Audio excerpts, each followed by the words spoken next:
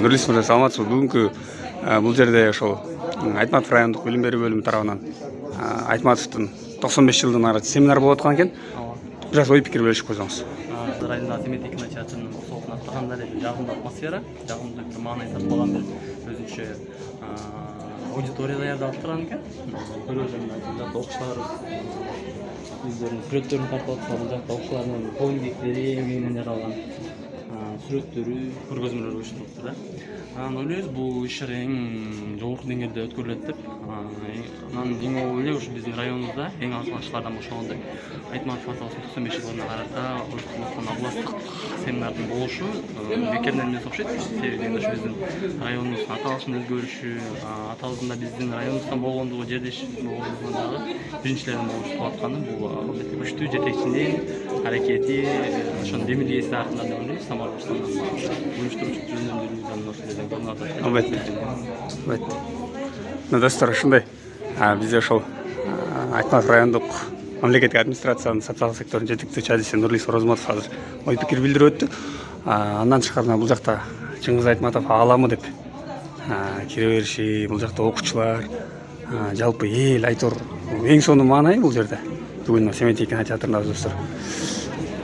Жалпы областтык деңгээлдеги семинар башталуу алдында турат. Бул жакта 95 жылдык деп эл дагы көп. Жалпы окуучулар, ата-энелер, мугалимдер келип ошо катышууда. Уюштуруу топкору аралашып билдиресиз мынакей. Чыңгыз Айтматовдун 95 жылдыгына карата быйылкы жылдын алкагында эң бир жогорку иш-чаралардын бири деп айтсак болот. Чыңгыз Айтматов заманыбыздын залкар жазуучусу дейт.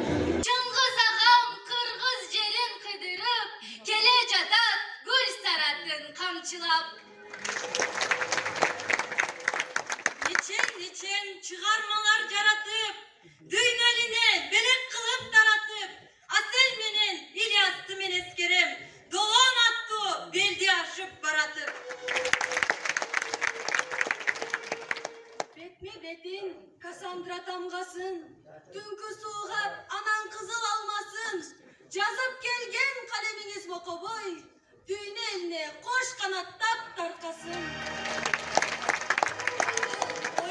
Bağa dürtkönde ösün, berip жүрөт түйшүгүнүн нөмөсүн, четки жактан нифелинин табасың, дениз бойлой жорткон алады өтүн.